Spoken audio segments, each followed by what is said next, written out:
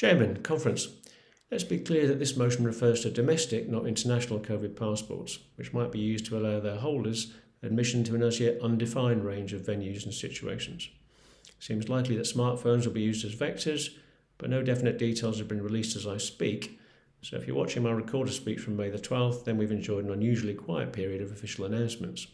I'd like to take you back to a period when I was looking for the love of my life, or failing that, the love of that night, back in the 80s and early 90s.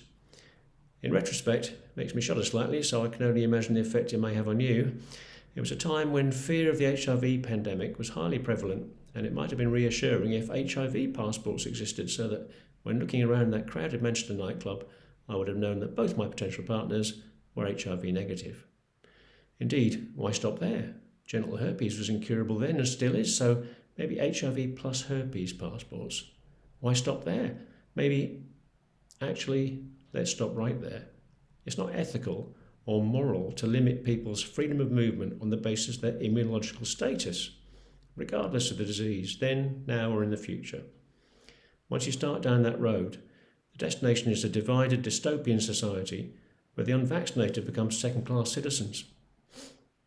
Of course, we shouldn't forget that any COVID passports would effectively be digital ID cards, and it seems likely that all our other healthcare data would be linked to that identity.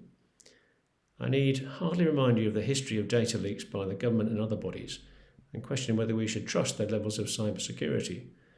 Plainly, we already volunteer for a significant degree of surveillance for our smartphones, credit cards, sat-navs and social media activity. However, the word volunteer should not be taken lightly.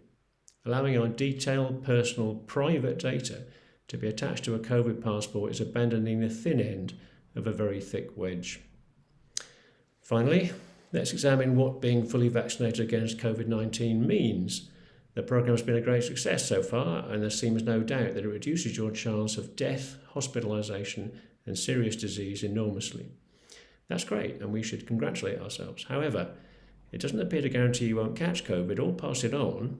We have no idea how long immunity lasts, or even whether all recipients have become immune, as some older people do not seroconvert, and we're not testing for that. We don't even know much about natural immunity, though reinfection rates are very low so far. That's a lot of uncertainty, and let's not forget that COVID passports are a political entity, not a medical one. As a medical association, I'm asking you not to support such a dubious construct.